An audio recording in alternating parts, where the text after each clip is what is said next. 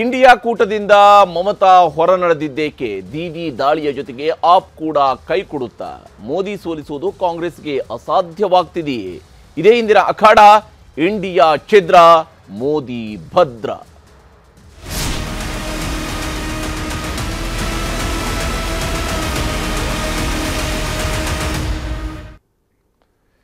ಇಲ್ಲಿ ಬಹಳ ಮುಖ್ಯವಾಗಿ ಒಂದು ಮೈತ್ರಿಕೂಟದ ರಚನೆಗಳನ್ನು ಮಾಡ್ತಾ ಇರುವಂಥದ್ದು. ಚುನಾವಣಾ ಪೂರ್ವ, ಚುನಾವಣೋತ್ತರ ಮೈತ್ರಿಕೂಟಗಳ ರಚನೆ ಭಾರತದ ರಾಜಕೀಯದ ಇತಿಹಾಸದಲ್ಲಿ ಹೊಸದೇನೂ ಅಲ್ಲ. ಅದು 1986ರಿಂದ 89ರಿಂದ ದೊಡ್ಡ ಮಟ್ಟದಲ್ಲಿ ರಾಷ್ಟ್ರ ರಾಜಕಾರಣದಲ್ಲಿ ನಡೀತಾ ಬಂದಿದೆ. ಅಫ್ಕೋರ್ಸ್ 1977ರಲ್ಲೂ ಕೂಡ ಜನತಾ ಪಾರ್ಟಿ ಅನ್ನುವಂಥದ್ದು ಉದ್ಭವ ಆಗಿರುವಂಥ ಕೂಡ ಬೇರೆ ಬೇರೆ ರೀತಿಯಾದಂತಹ ಸಿದ್ಧಾಂತಗಳನ್ನು ಹೊಂದಿರುವಂಥವರು ಜೊತೆಯಾದಾಗ, ಅದಾದ ನಂತರ ನಡೆದಂತಹ ರಾಜಕೀಯ ಮೈತ್ರಿಗಳ ಬಗ್ಗೆ ದೊಡ್ಡ ಇತಿಹಾಸ ಭಾರತದ ರಾಜಕಾರಣದಲ್ಲಿದೆ. UPA ಅನ್ನುವಂತಹ ಮೈತ್ರಿಕೂಟವನ್ನು ಮುಗಿಸಿ ಅದರ ಮೇಲೆ ಇಂಡಿಯಾ ಅನ್ನುವಂತಹ ಹೊಸ ನಾಮಕರಣದೊಂದಿಗೆ ಕಾಂಗ್ರೆಸ್ ಹೊಸ ಸ್ವರೂಪದ ರಾಜಕಾರಣವನ್ನು ಮಾಡೋದಕ್ಕೆ ಹೊರಟಿದೆ ಅಂತ ತೋರಿಸುವ ಪ್ರಯತ್ನವನ್ನು ಮಾಡಿದ್ರು. ಮತ್ತೆ ಇದು ಹಳೆಯದ್ದೇ ದಾಟಿ ಅನ್ನುವ ಪರಿಸ್ಥಿತಿಗೆ ಬಂದು ನಿಂತಿರುವಂಥದ್ದು ರಾಜಕೀಯದ ವಾಸ್ತವ ಸ್ಥಿತಿ. ಇದರ ಬಗ್ಗೆ ಚರ್ಚೆಯನ್ನು ನಡೆಸೋದಕ್ಕಿಂತ ಮುಂಚಿತವಾಗಿ ಒಂದು ವರದಿಯನ್ನು ನಿಮಗೆ ತೋರಿಸ್ತೀನಿ. ದೀದಿ ಏನು ಹೇಳ್ತಿದ್ದಾರೆ, ಹಾಗೆಯೇ ವಿಶೇಷವಾಗಿ ಆಮ್ ಆದ್ಮಿ ಪಾರ್ಟಿಯ ವಿಚಾರದಲ್ಲಿ ಪಂಜಾಬ್ನ ಮುಖ್ಯಮಂತ್ರಿಯವರು ಹೇಳ್ತಾ ಇರುವಂತಹ ಮಾತೇನಿದೆ ಅನ್ನೋದರ ಬಗ್ಗೆ ಒಂದು ವರದಿಯನ್ನು ನಿಮಗೆ ತೋರಿಸ್ತೀನಿ.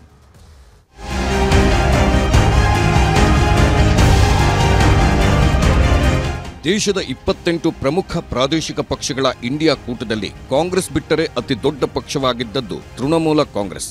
ಇಂಡಿಯಾ ಮೈತ್ರಿಕೂಟದ ಪಿಲ್ಲರ್ ಅಂತಾನೇ ಆಗಿದ್ರು. ಆದ್ರೀಗ ಆ ಪಿಲ್ಲರ್ ಕುಸಿದು ಬಿದ್ದಿದೆ. ಮೈತ್ರಿಕೂಟ ಗಡಗಡ ನಡುಗುತ್ತಿದೆ. ಇತ್ತೀಚಿನ ಕೂಟದ ಆನ್ಲೈನ್ ಮೀಟಿಂಗ್ಗೂ ಗೈರು. ರಾಹುಲ್ ಗಾಂಧಿ ನ್ಯಾಯಯಾತ್ರೆಯಿಂದಲೂ ದೂರ ಉಳಿದಿದ್ದ ಮಮತಾ ಬ್ಯಾನರ್ಜಿ ಮೈತ್ರಿಕೂಟಕ್ಕೆ ಬಿಗ್ ಶಾಕ್ ಕೊಟ್ಟಿದ್ದಾರೆ. ಪಶ್ಚಿಮ ಬಂಗಾಳ ಸಿಎಂ ಮಮತಾ ಬ್ಯಾನರ್ಜಿ ಬಂಗಾಳದ ಎಲ್ಲಾ 42 ಕ್ಷೇತ್ರಗಳಲ್ಲೂ ಏಕಾಂಗಿಯಾಗಿ ಸ್ಪರ್ಧಿಸುವುದಾಗಿ ಘೋಷಿಸಿದ್ದಾರೆ.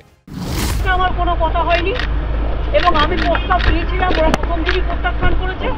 তখন থেকে আমাদের দল সিদ্ধান্ত নিয়েছে আমরা বাংলায় একা চলব।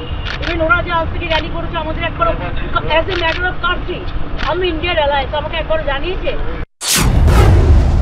ಪ್ರಧಾನಿ ಅಭ್ಯರ್ಥಿ ಆಯ್ಕೆಯಿಂದ ದೂರ ಉಳಿಸಿದ್ದು, ಸೀಟು ಹೊಂದಾಣಿಕೆಗೆ ಕಾಂಗ್ರೆಸ್ ಒಪ್ಪದಿರುವುದು, ಹಾಗೆ ಅಧೀರ್ ರಂಜನ್ ಚೌಧರಿ ಮಾತಿಗೆ ಕಡಿವಾಣ ಹಾಕದಿರುವುದೇ ಮಮತಾಗೆ ಸಿಟ್ಟು ತರಿಸಿರುವುದು.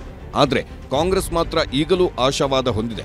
ಮಮತಾ ಮೈತ್ರಿಕೂಟದಲ್ಲೇ ಇರಲಿದ್ದು ನಿರ್ಧಾರ ಬದಲಾಗಲಿದೆ ಎಂಬ ಆಶಾವಾದ ಹೊಂದಿದೆ. मैं यही कहूंगा, इंडिया गठबंधन का एक स्तंभ TMC है. इंडिया गठबंधन की कल्पना हम नहीं कर सकते ममता जी के बिना.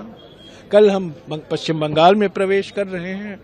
सीट शेयरिंग की बातें चल रही हैं और कुछ ना कुछ रिजल्ट निकलेगा जो सभी को संतुष्ट रखेगा. ये हमारी दीदी है वो, और हम सब दीदी का बहुत प्यार और सम्मान करते हैं. अलायंस में कोई नहीं प्रॉब्लम होगा, दीदी हमारे साथ ही रहेगी. नहीं, कोई नुकसान नहीं होगा. अलायंस एक ही है, सब साथ में ही रहेंगे. हर राज्य का मॉडल अलग होगा.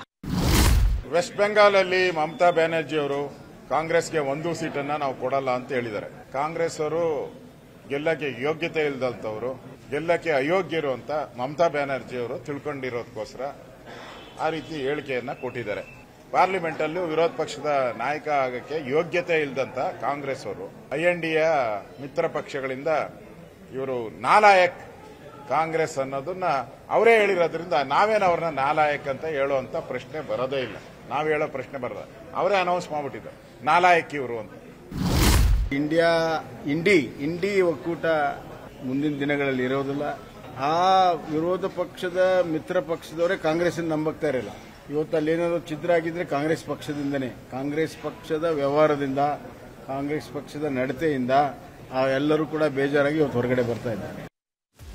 ಪಶ್ಚಿಮ ಬಂಗಾಳ ಆಗುತ್ತಲೇ ಪಂಜಾಬ್ನಲ್ಲೂ ಇಂಡಿಯಾ ಕೂಟಕ್ಕೆ ಆಪ್ ಶಾಕ್ ಕೊಟ್ಟಿದೆ. ಪಂಜಾಬ್ನ ಎಲ್ಲಾ 13 ಕ್ಷೇತ್ರಗಳಲ್ಲೂ ಏಕಾಂಗಿಯಾಗಿ ಸ್ಪರ್ಧಿಸುವುದಾಗಿ ಸಿಎಂ ಭಗವಂತ್ ಮಾನ್ ಘೋಷಿಸಿದ್ದಾರೆ. देश में पंजाब बनेगा हीरो. लोकसभा चुनाव में आम आदमी पार्टी के पक्ष में 13-0, लेकिन पंजाब में हम ऐसा नहीं करने वाले. पंजाब में कांग्रेस से हमारा ಮಮತಾ ಆಪ್ ಬಳಿಕ ನಿತೀಶ್ ಕೊಟ್ಟರು ಬಿಗ್ ಶಾಕ್. TMC ಆಪ್ನಂತೆಯೇ ನಿತೀಶ್ ಮೈತ್ರಿಯಿಂದ ಔಟ್. ಬಿಹಾರ ಸಿಎಂ ನಿತೀಶ್ ಕುಮಾರ್ ಇವತ್ತು ಪ್ರಧಾನಿ ಮೋದಿ ಅವರನ್ನ ಹೊಗಳಿದ್ರು. कर्पूरी ठाकुर जी को भारत रत्न भी प्रदान किया गया।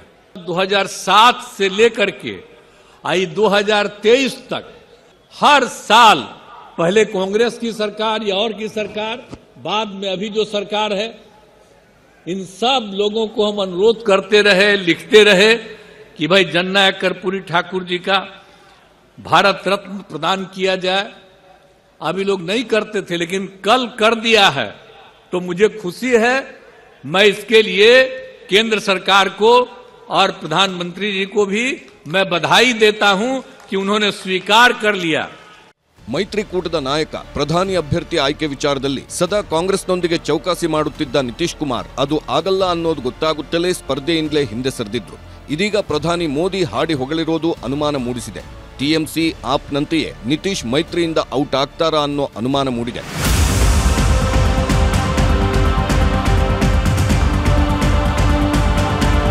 Bureau report, news 18.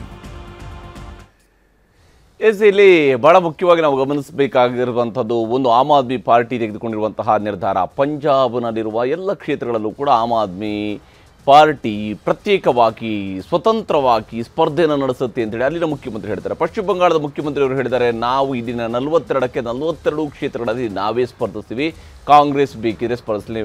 ಇವರೇ ಮೊನ್ನೆಯಷ್ಟೇ ಹೇಳ್ತಾ ಇದ್ರು, ಕಾಂಗ್ರೆಸ್ ಅವರು 300 ಸೀಟ್ಗಳಲ್ಲಿ ಸ್ಪರ್ಧಿಸಲಿ ಅನ್ನುವಂತಹ ಮಾತುಗಳನ್ನು ಕೂಡ ಹೇಳಿದರು. 300 ಸೀಟ್ಗಳಲ್ಲಿ ಅವರು ಬಿಜೆಪಿಯನ್ನು ಎದುರಿಸಲಿ ಅನ್ನುವಂತಹ ಮಾತನ್ನು ಕೂಡ ಹೇಳ್ತಾರೆ. ಹಾಗಾದರೆ ಇಂಡಿಯಾ ಈ ಒಂದು ಮೈತ್ರಿಕೂಟಕ್ಕೆ ಇವರು ಹೆಸರಿಟ್ಟಂತಹ ಸಂದರ್ಭದಲ್ಲಿ, ಇಂಡಿಯಾ ಅನ್ನುವಂತಹ ಹೆಸರಿಟ್ಟಂತಹ ಸಂದರ್ಭದಲ್ಲಿ ಇವರೆಲ್ಲರೂ ಕೂಡ ಏನು ಅಂದ್ಕೊಂಡಿದ್ರು, ಒಬ್ಬ ಬಿಜೆಪಿಯ ಅಭ್ಯರ್ಥಿಯ ಎದುರುಗಡೆ ಮೈತ್ರಿಕೂಟದ ಕಡೆಯಿಂದ ಒಬ್ಬ ಸಮರ್ಥ ಅಭ್ಯರ್ಥಿಯನ್ನು ಕಣಕ್ಕೆ ಇಳಿಸುತ್ತೀವಿ, ಇದು ನಮ್ಮ ಚಿಂತನೆ ಅಂತ ಹೇಳಿ.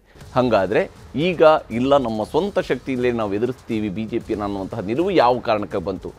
ರಾಹುಲ್ ಗಾಂಧಿಯವರು ಜನವರಿ 14ರಿಂದ ಭಾರತ್ ನ್ಯಾಯ ಯಾತ್ರೆಯನ್ನು, ಭಾರತ್ ಜೋಡೋ ನ್ಯಾಯ ಯಾತ್ರೆಯನ್ನು ಆರಂಭಿಸಿದ ದಿವಸನೇ ಕಾಂಗ್ರೆಸ್ಸಿನಿಂದ ಒಂದಿಬ್ಬರು ಯುವ ನಾಯಕರುಗಳು ಕಾಂಗ್ರೆಸ್ಗೆ ಗುಡ್ ಬೈ ಹೇಳಿದರು. ಈಗ ನೋಡಿದರೆ ಇಂಡಿಯಾ ಕೂಟದ ನಾಯಕರುಗಳು ಕೂಡ ಅದರಿಂದ ದೂರ ಸರಿತಾ ಇರುವಂತಹ ಅದರ ಉದ್ದೇಶ ಏನು, ಇದರ ಪರಿಣಾಮ ಏನು, ಏನಾಗಬಹುದು ರಾಷ್ಟ್ರ ರಾಜಕಾರಣದಲ್ಲಿ? ಲೋಕಸಭೆ ಚುನಾವಣೆ ಇನ್ನೇನು ಹತ್ತಿರದಲ್ಲೇ ಇರುವಾಗ ಏನೇನು ಆಗಬಹುದು ಅನ್ನೋದ್ರ ಬಗ್ಗೆ ವಿಸ್ತೃತವಾದಂತಹ ಚರ್ಚೆಯನ್ನು ನಡೆಸೋಣ. ನಮ್ಮ ಜೊತೆಗೆ ಕಾಂಗ್ರೆಸ್ನ ರಾಜ್ಯ ವಕ್ತಾರರಾಗಿರುವ ರಮೇಶ್ ಬಾಬು ಅವರು ಜಾಯ್ನ್ ಆಗಿದ್ದಾರೆ. ಹಾಗೆಯೇ ನಮ್ಮ ಜೊತೆಗೆ ಡಾಕ್ಟರ್ ಸತೀಶ್ ಕುಮಾರ್ ಅವರು ಜಾಯ್ನ್ ಆಗಿದ್ದಾರೆ, ಆಮ್ ಆದ್ಮಿ ಪಾರ್ಟಿಯ ಬೆಂಗಳೂರು ನಗರದ ಅಧ್ಯಕ್ಷರು ಮತ್ತು ಬೆಂಗಳೂರಿನ ಜಯನಗರ ಮತಕ್ಷೇತ್ರದ ಬಿಜೆಪಿಯ ಶಾಸಕರಾಗಿರುವ ಸಿ.ಕೆ. ರಾಮಮೂರ್ತಿ ಅವರು ಕೂಡ ನಮ್ಮ ಜೊತೆಗೆ ಈ ಕಾರ್ಯಕ್ರಮದಲ್ಲಿ ಜಾಯ್ನ್ ಆಗ್ತಾರೆ.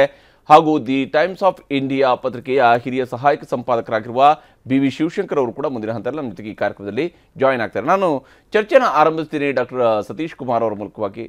ಸತೀಶ್ ಕುಮಾರ್ ಅವರೇ, ಪಂಜಾಬ್ನಲ್ಲಿ ಸಾಕಾಯ್ತಾ ಅಂತ ಮೈತ್ರಿ, ಅಥವಾ ಬೇಕಿಲ್ವಾ ಅಲ್ಲಿಗೆ? ಇಲ್ಲ, ಆ ಥರ ಏನಿಲ್ಲ, ಮೈತ್ರಿ ಬೇಕಾಗಿಲ್ಲ ಅಂತ ಎಲ್ಲೂ ಹೇಳಿಲ್ಲ. ಮೈತ್ರಿ ಬಗ್ಗೆ ಯಾವುದೇ ರೀತಿ ಇದಿಲ್ಲ. ಆದರೆ ಒಂದು ಪಕ್ಷಗಳು ಒಂದು ಸಂಘಟನಾತ್ಮಕವಾಗಿ ಹೋರಾಟ ಮಾಡಬೇಕಾದ್ರೆ ಈ ಒಂದು ಸೀಟುಗಳ ಹಂಚಿಕೆಯಲ್ಲಿ ಕೊಡೋದು ತಗೊಳ್ಳೋದು ಈ ಚರ್ಚೆಗಳು ಸರ್ವೇ ಸಾಮಾನ್ಯ.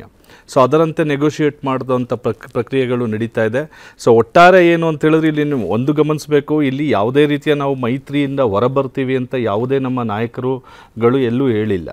ಸೊ ಆದ್ದರಿಂದ ಇದೇನು ಅಂದರೆ ಬಿ ಜೆ ಪಿನವ್ರಿಗೆ ಒಂಥರ ನೋಡಿ ಸ್ಟೇಟ್ಮೆಂಟ್ಗಳನ್ನು ಕೊಡ್ತಾ ಇರೋ ಅವ್ರ ಮುಖದಲ್ಲಿ ಮಂದಹಾಸ, ಏನೋ ಬಿರುಕು ಬಿಟ್ಬಿಟ್ರೆ ನಮ್ಮದೇನೋ ಮೋದಿ ಅವ್ರಿಗೆ ಇನ್ನೂ ಬಲ ಬಂದುಬಿಡುತ್ತೆ ಅಂತಕ್ಕಂಥ ಆ ರೀತಿ ಇದ್ದಾರೆ. ಆದರೆ ಏನು ಆ ರೀತಿಯ ಮೈತ್ರಿಯಿಂದ ಹೊರಬರ್ತಕ್ಕಂಥ ಯಾವುದೇ ರೀತಿಯ ಸನ್ನಿವೇಶ ಇಲ್ಲ. ಏನು ನಾವು ಯಾವ ಒಂದು ಈ ಬಿ ಜೆ ಪಿಯ ಆಡಳಿತವನ್ನು ಹೊರಗಿಡಬೇಕು, ಮುಂದೆ ಒಂದು ಸದೃಢ ಭಾರತವನ್ನು ಕಟ್ಟತಕ್ಕಂಥ ಒಂದು ನಿಟ್ಟಿನಲ್ಲಿ ಏನು ಇಂಡಿಯಾ ಅಲಯನ್ಸನ್ನು ಮಾಡಿದ್ದೀವಿ, ಸೊ ಅದಕ್ಕೆ ಕಟ್ಟುಬದ್ಧರಾಗಿ ಏನು ಈಗ ಏನೋ ಒಂದು ಸಣ್ಣ ಪುಟ್ಟ ಗೊಂದಲ ಇರ್ಬೋದು, ಈ ಗೊಂದಲ ಶಾಶ್ವತವಾಗಿ ಮುಂದುವರಿಯೋದಿಲ್ಲ. ಯಾಕಂತ ಹೇಳಿದ್ರೆ ಪಂಚರಾಜ್ಯಗಳ ಚುನಾವಣೆ ಬಂದ ನಂತರ ಒಂದು ಸ್ಟ್ರಾಟಜಿಯನ್ನು ಮಾಡಬೇಕಾದ್ರೆ, ಪಾರ್ಟಿಗಳು ಮಾಡಬೇಕಾದ್ರೆ ನಾವು ಬಿ ಜೆ ಪಿಯನ್ನು ಸಮರ್ಥವಾಗಿ ಎದುರಿಸಬೇಕು ಅಂತ ಹೇಳಿದ್ರೆ ಯಾವ ರಾಜ್ಯಗಳಲ್ಲಿ ಯಾರು ಬಲಾಬಲವಾಗಿ ಅಂದರೆ ಸರ್ಕಾರಗಳನ್ನು ರಚಿಸಿ ಒಂದು ತುಂಬ ಸ್ಟ್ರಾಂಗ್ ಆಗಿದ್ದಾರೆ, ಸೊ ಅಂಥವ್ರಿಗೆ ಫುಲ್ ಪ್ಲೆಡ್ಜಲ್ಲಿ ಅವಕಾಶ ಮಾಡಿಕೊಟ್ರೆ ಒಳ್ಳೆಯದಾಗುತ್ತೆ ಅಂತಕ್ಕಂಥ ಸ್ಟ್ರಾಟಜಿ ಚರ್ಚೆ ನಡೀತಿದೆಯೋ ಹೊರತು ಇಲ್ಲೇನೋ ಮೈತ್ರಿಯಿಂದ ಬರ್ತಕ್ಕಂಥದ್ದು ಮತ್ತು ಆ ರೀತಿಯ ಯಾವುದೇ ರೀತಿಯ ಒಂದು ಚಟುವಟಿಕೆಗಳಾಗಲಿ ಮಾತುಗಳಾಗಲಿ ಎಲ್ಲೂ ಬಂದಿಲ್ಲ. ಸೊ ಇದು ಮುಂದೆ ಬಗೆಹರ್ತಕ್ಕಂಥ ಒಂದು ಸಂಪೂರ್ಣ ವಿಶ್ವಾಸ ನಮ್ಮಲ್ಲಿದೆ. ಮೈತ್ರಿ ಒಳಗಿದ್ದೀವಿ, ಜೊತೆಯಲ್ಲಿ ಸ್ಪರ್ಧಿಸೋದಿಲ್ಲ ಅಂತಲ್ಲ. ಯಾಕಂದರೆ ನಾನು ಈಗಾಗಲೇ ಅದಕ್ಕೆ ನಿಮಗೆ ಹೇಳಬೇಕು ಅಂತ ಹೇಳಿದ್ರೆ, ಇವಾಗ ವೆಸ್ಟ್ ಬೆಂಗಾಲಲ್ಲಿ ನೀವು ನೋಡೋದಾದರೆ TMC ಅವ್ರಿಗೆ ನಿಮಗೆ ಒಂದು ಕಡೆ ಅವರು BJPನೂ ಎದುರಿಸ್ಕೊಂಡ್ಬಂದಿದ್ದಾರೆ, ಕಾಂಗ್ರೆಸ್ನೂ ಎದುರಿಸ್ಕೊಂಡ್ಬಂದಿದ್ದಾರೆ, CPI ಪಕ್ಷವನ್ನು ಎದುರಿಸ್ಕೊಂಡ್ಬಂದಿದ್ದಾರೆ. ಮತ್ತು ಕಳೆದ ಲೋಕಸಭಾ ಚುನಾವಣೆಯಲ್ಲಿ ನೋಡಿದ್ರೆ 22 ಸೀಟ್ಗಳನ್ನು ಏನು ತೃಣಮೂಲ ಕಾಂಗ್ರೆಸ್ ಪಡೆದುಕೊಂಡಿದೆ, ಸೊ ಅದಕ್ಕೆ ಸಮೀಪವಾಗಿ ಅಂದರೆ 19 ಸ್ಥಾನದಲ್ಲಿ ಸೆಕೆಂಡ್ ಪ್ಲೇಸನ್ನು ತೊಗೊಂಡಿದ್ದಾರೆ. ಸೊ ಒಟ್ಟು ವೆಸ್ಟ್ ಬೆಂಗಾಲಲ್ಲಿ ತೊಗೊಂಡ್ರೆ 42 ಸೀಟ್ಗಳಲ್ಲಿ 22 ಗೆದ್ದು 19 ಸೆಕೆಂಡ್ ಪ್ಲೇಸಲ್ಲಿ ಬಂದಿದ್ದಾರೆ. ಸಹಜವಾಗಿ ಇಲ್ಲೇನಾಗುತ್ತೆ ಅಂದರೆ ಆ ಪಾರ್ಟಿಗೆ ಒಂದು ಸ್ವಲ್ಪ ಮನ್ನಣೆ ಕೊಡಬೇಕಾಗ್ತದೆ. ಅದು ವರಿಷ್ಠರ ಮಟ್ಟದಲ್ಲಿ ಅದು ಕೊಡಬೇಕಾ ಏನು ಬೇಕೋ ಆ ಸ್ಟ್ಯಾಟಿಸ್ಟಿಕ್ಸ್ಗಳನ್ನ ನೋಡ್ತಾರೆ. ಆದರೆ ಮಮತಾ ದೀದಿಯವರ ಒಂದು ಡಿಮ್ಯಾಂಡ್ ಬಗ್ಗೆ ನಾವು ಹೇಳಬೇಕು ಅಂತ ಹೇಳಿದ್ರೆ, ಸೊ ಅಲ್ಲಿ ತುಂಬ ಅಟ್ಟರಾಗಿ BJPನ ಎದುರಿಸ್ಕೊಂಡು ಬಂದಿದ್ದಾರೆ ಯಾರು, ಮಮತಾ ದೀದಿಯವರು.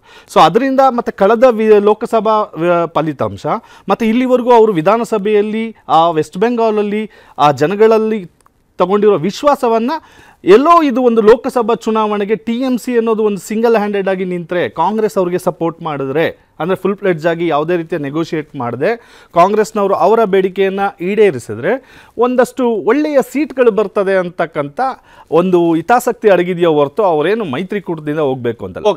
ಓಕೆ ಆದರೆ ರಮೇಶ್ ಬಾಬು ಅವರೇ, ಇದನ್ನು ಈಗ ಮಮತಾ ಅವರು ಇಂಡಿಯಾ ಕೂಟದ ಬದಲಿಗೆ ಸ್ವತಂತ್ರ ಸ್ಪರ್ಧೆ ಘೋಷಣೆ ಬಹುಶಃ ಕಾಂಗ್ರೆಸ್ಗೆ ಅಧೀರ್ ರಂಜನ್ ಚೌಧರಿ ಅವರ ಬಾಯಿ ಮುಚ್ಚಿಸೋದಕ್ಕೆ ಸಾಧ್ಯ ಆಗದೆ ಇರೋದರ ಪರಿಣಾಮನ ಇದು ಅಂತ. ಏನಿವತ್ತು ಮಮತಾ ಬ್ಯಾನರ್ಜಿಯವರು ಒಂದು ಅಭಿಪ್ರಾಯವನ್ನು ಕೊಟ್ಟಿದ್ದಾರೆ, ಇವೆಲ್ಲ it is A preliminary opinions. Negotiation ಆಗಬೇಕಾದ್ರೆ ಈ ಥರದ್ದು ಆಗೋಂಥದ್ದು ಸ್ವಾಭಾವಿಕ. ಅದೇನೋ ವೆಸ್ಟ್ ಬೆಂಗಾಲ್ಗೆ ಸೀಮಿತವಾಗಲ್ಲ. ದೇಶದ ರಾಜಕಾರಣದಲ್ಲಿ 2 ರೀತಿಯ ರಾಜಕಾರಣವನ್ನು ನಾವು ನೋಡಿದ್ದೇವೆ. 1994-95ವರೆಗೂ ಒಂದು ರಾಜಕಾರಣ ಇತ್ತು, ಇತ್ತೀಚಿನ ರಾಜಕಾರಣ ಬೇರೆ. ಅಂದರೆ 1994-95ವರೆಗೆ ಇಡೀ ದೇಶದಲ್ಲಿ ಕಾಂಗ್ರೆಸ್ ವಿರುದ್ಧ ಇತರೆ ಪಕ್ಷಗಳು ಒಂದಾಗಬೇಕು ಅನ್ನೋದು ಒಂದು ವಾತಾವರಣ ಇದ್ದಂಥದ್ದು. ಅಂದರೆ ಕಾಂಗ್ರೆಸ್ನ ಬಲಿಷ್ಠವಾಗಿದೆ, ಸೋಲ್ಸೋಕ್ಕಾಗಲ್ಲ ಅನ್ನೋ ಒಂದು ವಾತಾವರಣ ಆವತ್ತಿನ ಕಾಲದಲ್ಲಿ. ಮತ್ತು ಸೆಂಟ್ರಲಲ್ಲಿ UPA ಸರ್ಕಾರ ಬಂದ ನಂತರ ಪರಿಸ್ಥಿತಿ ಮಿತ್ರ ಪಕ್ಷಗಳು, ಪ್ರಾದೇಶಿಕ ಪಕ್ಷಗಳು ಅವಶ್ಯಕ ಅನ್ನೋ ಒಂದು ಪರಿಸ್ಥಿತಿ ನಿರ್ಮಾಣ ಆಗಿದೆ. ಅದೇ ಥರ NDA ವಾಜಪೇಯಿರವರು ಕೇಂದ್ರದಲ್ಲಿ ಪ್ರಧಾನಮಂತ್ರಿಗಳಾದಂಥ ಸಂದರ್ಭದಲ್ಲಿ ಅಲ್ಲೂ ಸಹ ಮಿತ್ರ ಪಕ್ಷಗಳನ್ನ ಇಟ್ಕೊಂಡು ಅವರು ಸರ್ಕಾರ ನಡೆಸಿದಂಥದ್ದನ್ನ ನಾವೆಲ್ಲ ನೋಡಿದ್ದೇವೆ. ಕಳೆದ 2 ಚುನಾವಣೆಯಲ್ಲಿ ಭಾರತೀಯ ಜನತಾ ಪಕ್ಷನೂ ಸಹ ಅನೇಕ ಮಿತ್ರ ಪಕ್ಷಗಳನ್ನ ಇಟ್ಕೊಂಡು ಚುನಾವಣೆ ಮಾಡಿರ್ತಕ್ಕಂಥದ್ದು ಇವತ್ತು ನೋಡ್ತಾ ಇದ್ದೀವಿ. ಇಂಡಿಯಾ ಬ್ಲಾಕ್ ಅಂತ ಏನು ಅವ್ರು ಇವತ್ತು ಟೀಕೆ ಮಾಡೋಕ್ಕೆ ಕೊಟ್ಟಿದ್ದಾರೆ ನನ್ನ BJPಯ ಸನ್ಮಿತ್ರರು. ಪಾಪ ಅವ್ರಿಗೆ ಇತಿಹಾಸ, ಈ ಅಶೋಕ್ ಅಂತವ್ರಿಗೆ ಇತಿಹಾಸ ಗೊತ್ತಿಲ್ಲ. ಏಕೆಂದರೆ ಜನಸಂಘದ ದೀಪದಿಂದ ಬಂದಂಥವ್ರು ಪಾರ್ಲಿಮೆಂಟಲ್ಲಿ ಇಬ್ಬರಿದ್ದರೆ ಅವ್ರ ಶಕ್ತಿ ಜಾಸ್ತಿ. ಕರ್ನಾಟಕದ ಅಸೆಂಬ್ಲಿನಲ್ಲಿ ಅವರು 2 MLAಗಳ ಮೇಲೆ ಗೆಲ್ತಲೇ ಇರಲಿಲ್ಲ ಅವರು. ಆ ಥರದ ಪರಿಸ್ಥಿತಿ. ಪಾಪ ಅವರೇನೋ ಇವತ್ತು ಅಲ್ಲೆಲ್ಲ ಕನಕಪುರದಲ್ಲಿ ಹೋಗಿ ಗೆಲ್ತೀನಿ ಅಂತ ಹೋಗಿ ಡಿಪಾಸಿಟ್ ಕಳ್ಕೊಂಬಂದಿದ್ದಾರೆ. ಅದರದ ಹೇಳಿಕೆನ ಈ ರೀತಿ ಕೊಡ್ತಾ ಇದ್ದಾರೆ ಕಾಂಗ್ರೆಸ್ ವಿರುದ್ಧ. ಅದಿರಲಿ, ಅವ್ರಿಗೆ ರಾಜಕೀಯವಾಗಿ ಅಶೋಕ್ ಅಂತವ್ರಿಗೆ, ಬೊಮ್ಮಾಯಿ ಅಂತವ್ರಿಗೆ ಹೆಂಗೆ ಉತ್ತರ ಕೊಡಬೇಕು ಅಂತೇಳಿ ಕಾಂಗ್ರೆಸ್ ಪಕ್ಷಕ್ಕೆ ಗೊತ್ತಿದೆ. ಆದರೆ ಒಂದು ಸ್ಪಷ್ಟ ಇದೆ, ಇಡೀ ದೇಶದಲ್ಲಿ ಇವತ್ತಿನ ಪರಿಸ್ಥಿತಿ ಭಾರತೀಯ ಜನತಾ ಪಕ್ಷಕ್ಕೆ ಪರ್ಯಾಯವಾಗಿ ಎಲ್ಲ ಪಕ್ಷಗಳು ಒಂದು ಯೂನಿಟಿಯಿಂದ ಬಂದಿದ್ದಾವೆ. ಇಂಡಿಯಾ ಬ್ಲಾಕ್, ಇಂಡಿಯಾ ಒಕ್ಕೂಟವನ್ನು ರಚನೆ ಮಾಡ್ಕೊಂಡಿದ್ದಾವೆ. ಭಾಳ ಇಂಟ್ರೆಸ್ಟಿಂಗ್ ಏನಂದರೆ, ಇಷ್ಟೆಲ್ಲ BJPಯವರು ಮಾತಾಡ್ತಾ ಇದ್ದಾರೆ. ಇಂಡಿಯಾ ಬ್ಲಾಕಲ್ಲಿರ್ತಕ್ಕಂಥದ್ದು 28 ರಾಜಕೀಯ ಪಕ್ಷ, ಅವ್ರು ಮಾಡ್ಕೊಂಡಿದ್ದಾರಲ್ಲ NDA 38 ರಾಜಕೀಯ ಪಕ್ಷ. ಆದರೆ ಒಂದು ಸತ್ಯ ಏನಂದರೆ, ಯಾರ್ಯಾರು NDAನಲ್ಲಿ BJP ಜೊತೆ ಹೋಗ್ತಾರೆ ಒಬ್ಬೊಬ್ಬನೇ ಮುಗಿಸೋಂಥದ್ದು. ಉದಾಹರಣೆಗೆ ಕರ್ನಾಟಕದಲ್ಲಿ ರಾಮಕೃಷ್ಣ ಹೆಗಡೆಯವರು ಲೋಕಶಕ್ತಿ ಮಾಡಿದ್ರು, ಅವ್ರ ಜೊತೆ ಹೊಂದಾಣಿಕೆ ಮಾಡ್ಕೊಂಡ್ರು. ಇವತ್ತು ಲೋಕಶಕ್ತಿ ಇತ್ತ ಅಂತೇಳಿ ಜನ ದುರ್ಬೀನ್ ಹಾಕೊಂಡು ಹುಡುಕ್ಬೇಕು ಅಂಥ ಪರಿಸ್ಥಿತಿ ನಿರ್ಮಾಣ ಆಗಿದೆ. ಇದು ಭಾರತೀಯ ಜನತಾ ಪಕ್ಷದ ಸಂಸ್ಕೃತಿ. ಇವತ್ತು ಆಂಧ್ರ ಪ್ರದೇಶದಲ್ಲಿ TDP ಇರ್ಬೋದು, ನೀವು ಮಹಾರಾಷ್ಟ್ರದಲ್ಲಿ ಶಿವಸೇನೆ ಇರ್ಬೋದು, ಪಂಜಾಬಲ್ಲಿ ಅಕಾಲಿ ದಳ ಇರ್ಬೋದು, ಯಾರ್ಯಾರು ಇವ್ರ ಜೊತೆ ಒಂದು ಸಮ್ಮಿಶ್ರ ಸರ್ಕಾರ ಅಥವಾ ಇವ್ರ ಜೊತೆ ಕೈ ಜೋಡಿಸ್ತಾರೋ ಅವ್ರನ್ನ ಮುಗಿಸೋಂಥದ್ದು ಭಾರತೀಯ ಜನತಾ ಪಕ್ಷದ ಹವ್ಯಾಸ ಮತ್ತು ಹಿಡನ್ ಅಜೆಂಡಾ. ಇವತ್ತು ಕಾಂಗ್ರೆಸ್ ಪಕ್ಷವನ್ನು ಮಮತಾ ಬ್ಯಾನರ್ಜಿಯವರಾಗಲಿ, ನಿತೀಶ್ ಕುಮಾರ್ ಆಗಲಿ, ಅರವಿಂದ್ ಕೇಜ್ರಿವಾಲ್ ಅವರಾಗಲಿ ಅವರೆಲ್ಲ ಒಂದು ಯೂನಿಟಿನಲ್ಲಿದ್ದಾರೆ. ಇವತ್ತು ಪರ್ಯಾಯವಾಗಿ ಅವರಿಗೆ ಶಕ್ತಿಯನ್ನು, ಪರ್ಯಾಯವಾಗಿ BJPಗೆ ರಾಜಕೀಯ ಶಕ್ತಿ ತುಂಬಂಥ ಕೆಲಸವನ್ನು ಮಾಡ್ತಾ ಇದ್ದಾರೆ. ಇವ್ರಿಗೆ ಈ ಥರ ರೂಮರ್ಸ್ ಹುಟ್ಟಿಸ್ಬಿಟ್ರೆ ಜನ ಓಟ್ ಹಾಕ್ಬಿಡ್ತಾರೆ ಅಂತೇಳಿ ಅದರ ಕನಸಲ್ಲೇ ಇರಲಿ, ಅವರು ಜನ ಉತ್ಸವವನ್ನು ಕೊಡೋ ಕೆಲಸವನ್ನು ಮಾಡ್ತಾರೆ. ಕನ್ನಡಿಗರ ನೆಚ್ಚಿನ News 18 ಕನ್ನಡ ಈಗ ವಾಟ್ಸ್ಆಪ್ನಲ್ಲೂ ಲಭ್ಯ. ಕರ್ನಾಟಕ, ದೇಶ ವಿದೇಶಗಳ 360 ಡಿಗ್ರಿ ಸುದ್ದಿಯ ವಿವರಗಳನ್ನ ನಿಮ್ಮ ಕೈ ಬೆರಳುಗಳಲ್ಲೇ ಪಡಿಲಿಕ್ಕೆ ಈ QR ಕೋಡ್ ಅನ್ನ ಸ್ಕ್ಯಾನ್ ಮಾಡಿ, ನಮ್ಮ ಚಾನಲ್ ಫಾಲೋ ಮಾಡಿ, ನೋಟಿಫಿಕೇಶನ್ ಆನ್ ಮಾಡಿ.